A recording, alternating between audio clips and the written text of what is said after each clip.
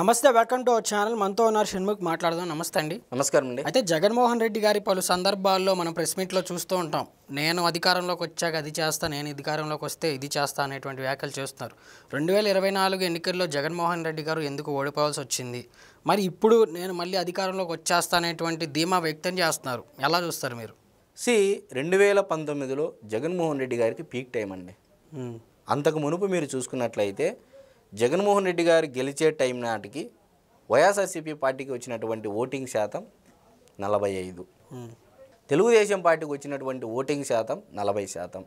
అంటే జగన్మోహన్ రెడ్డి గారికి పీక్ టైంలో, అంటే 150 సీట్లు వచ్చేటువంటి టైంలో, ఒకవైపు పక్క రాష్ట్రంలో ఉన్నటువంటి మాజీ ముఖ్యమంత్రి సపోర్టు, కేసీఆర్ గారి సపోర్టు, ఇటు జగన్మోహన్ రెడ్డి గారు ప్రజలను అడిగినటువంటి ఒక్క ఛాన్స్ అన్న నేపథ్యము, మరి ప్రజలు కూడా దివంగత నేత రాజశేఖర రెడ్డి గారి యొక్క కుమారుడే కదా, మరి ఆయన మాదిరి ఈయన కూడా పరిపాలన చేస్తాడేమో అని ఒక ఆలోచనతో ఒక్కసారి చూద్దాం జగన్మోహన్ రెడ్డిని కూడా అని చెప్పేసి ప్రజలంతా భావించి అధికారం కట్టబెట్టారు.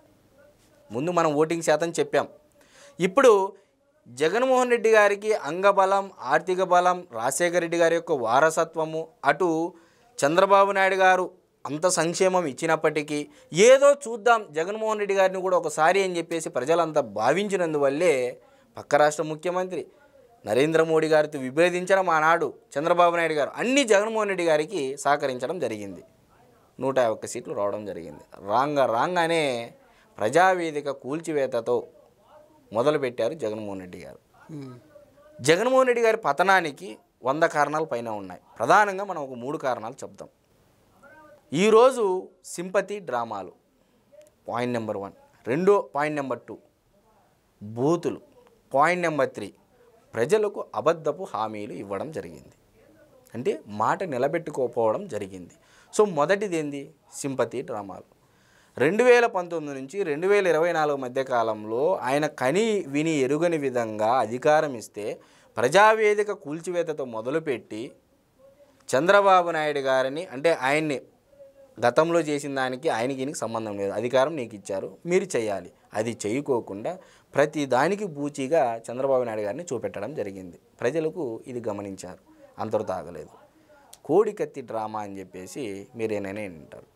జగన్మోహన్ రెడ్డి గారు అధికారంలోకి వచ్చిన తర్వాత ఎందుకు కోడికత్తి సీనికు న్యాయం జరగలేదనేది ప్రజలు గమనించారు, తెలుసుకున్నారు. సో ఇదంతా డ్రామానే, సింపతి డ్రామానే కోడికత్తి సీని విషయం అని చెప్పేసి ఆ కోడికత్తి సీనిని ఈరోజు 6 ఏళ్ల జీవితం జైల్లో నిర్దాక్షిణ్యంగా అతని జీవితాన్ని బంధించేశారు, స్వేచ్ఛా జీవితాన్ని.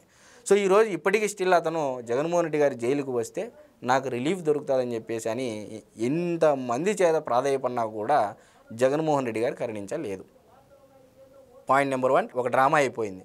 ఇంక నిజంగా జగన్మోహన్ రెడ్డి గారి డీబీటీ, డైరెక్ట్ బెనిఫిషరీ ట్రాన్స్ఫర్ ద్వారా నేరుగా ప్రజల ఖాతాల్లోకి 2,70,000 కోట్ల రూపాయలు వేసినా కూడా ఎలక్షన్ మూమెంట్లో గులకరాయి డ్రామా మొదలుపెట్టడం జరిగింది. ఇక బాబాయిని చంపినటువంటి వివేక హత్య కేసు ప్రజలందరికీ తెలుసు, మనం కొత్తగా చెప్పాల్సిన అవసరం లేదు.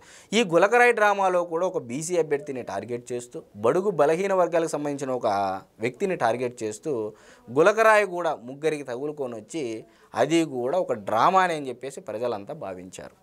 అంటే ఎక్కడ జగన్మోహన్ రెడ్డి గారు అధికారంలో ఉన్న సింపతి డ్రామానే, అధికారంలో లేనప్పుడు అంటే వైఎస్ వివేకానంద రెడ్డి గారి హత్య ఏ విధంగా అయితే సింపతి యూజ్ చేసుకొని హైకోర్టుకి వెళ్ళి ఆనాడు గ్యాగ్ ఆర్డర్ తెచ్చుకొని, అంటే ప్రజలలో ఎక్కడ సభల్లో మాట్లాడుకోకుండా తెచ్చుకునేటువంటి ఆర్డరు హైకోర్టు నుంచి గ్యాగ్ ఆర్డర్ అంటారు. సో ఈ గ్యాగ్ ఆర్డర్ తెచ్చుకొని ఎలక్షన్కి వెళ్ళడం జరిగింది, రాజకీయ ప్రయోజనం పొందడం జరిగింది. అధికారంలో ఉన్నా లేకపోయినా డ్రామాలతో జగన్మోహన్ రెడ్డి గారు తనకు తాను నానాటికి దిగజార్చుకుంటూ వచ్చారు. ఇది పాయింట్ నెంబర్ 1. ఇక పాయింట్ నెంబర్ 2కి వస్తే బూతులు. సరే, అసెంబ్లీలో జగన్మోహన్ రెడ్డి గారికి అధికారం ఇచ్చారు, బ్రహ్మాండంగా ప్రజలకే పరిపాలన చేసేది పోయి నిండు అసెంబ్లీ సాక్షిగా ఉమ్మడి ఆంధ్రప్రదేశ్కి 2 సార్లు ముఖ్యమంత్రి, దివంగత నేత వైఎస్ రాజశేఖర రెడ్డి గారి యొక్క స్నేహితులు, బెస్ట్ ఫ్రెండు, సరి సమానులు, తండ్రి సమానులైనటువంటి చంద్రబాబు నాయుడు గారిని ఏకవచనంతో పిలుస్తూ ఏమని సంబోధించడం జరిగిందండి అసెంబ్లీ సాక్షిగా? వారి యొక్క కుటుంబ సభ్యులను, మహిళలను సైతం, భార్య చంద్రబాబు నాయుడు గారి యొక్క సతీమణి ధర్మపత్ని అయినటువంటి నారా భువనేశ్వరి గారిని, మరి నారా లోకేష్ గారిని, మరి నారా బ్రాహ్మణి గారిని చివరకు పిల్లాడైనటువంటి దేవాంశను కూడా ట్రోలింగ్ చేయడం జరిగింది, బూతులు మాట్లాడడం జరిగింది.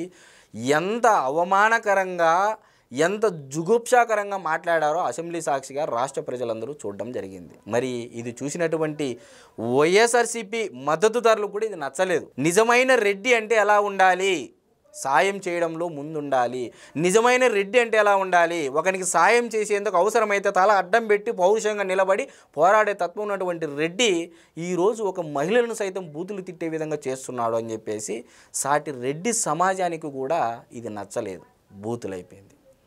ఇంకా తర్వాత ఏంది, ప్రజలకు ఇచ్చినటువంటి హామీలు నెరవేర్చలేకపోవడం. పాయింట్ నెంబర్ 3, 730 హామీలు ఇస్తే కేవలం కులానికి ఒక పథకం, కులానికి ఒక పథకం, కులానికి ఒక పథకం పెట్టి ఏదో వాళ్ళ ఇంట్లో సొమ్ము ఇచ్చినట్టు ప్రజలు కట్టేటువంటి పన్నులను సైతం కులానికింత ఇచ్చేసి ప్రజలను పని చేయకోకుండా బానిసలుగా మార్చినటువంటి ఘనత జగన్మోహన్ రెడ్డి గారి హయాంలో జరిగింది.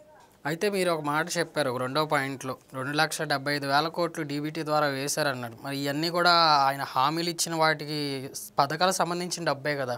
ఆయన ఒక మాట చెప్పారు ఎలక్షన్కి ముందు, ఎలక్షన్ తర్వాత అసెంబ్లీలో కూడా చెప్పడం జరిగింది.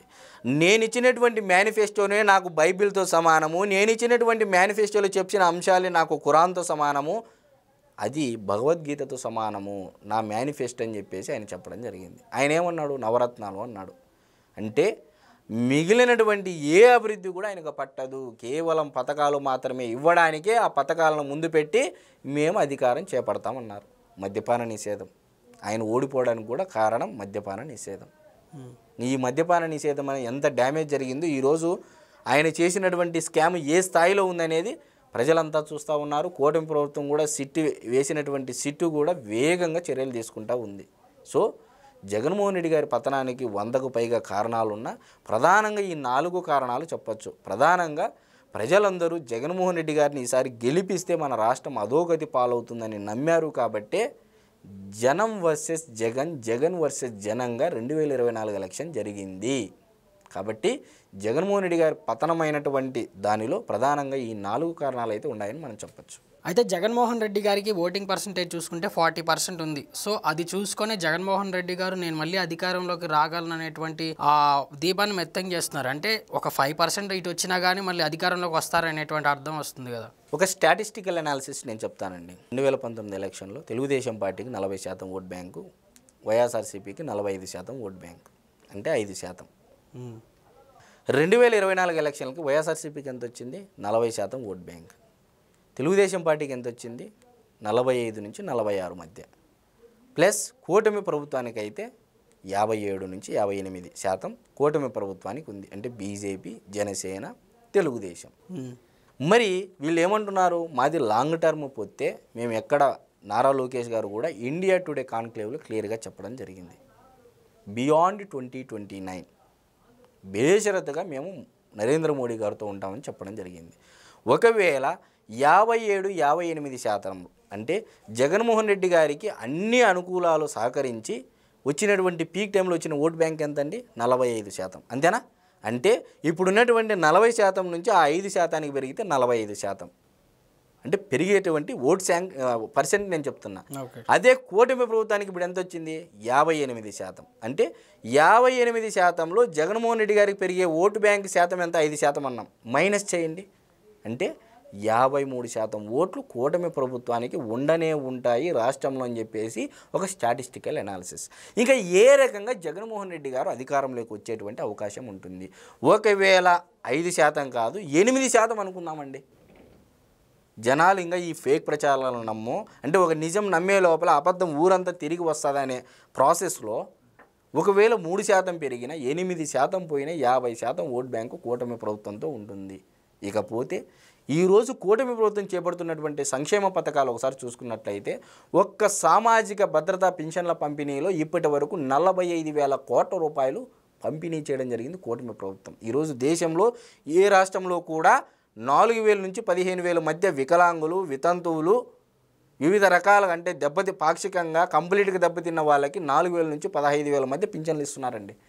దగ్గర 45,000 కోట్ల రూపాయలు కేవలం పింఛన్ల పంపిణీ చేయడం జరిగింది మొదటి సంవత్సర కాల వ్యవధిలోనే.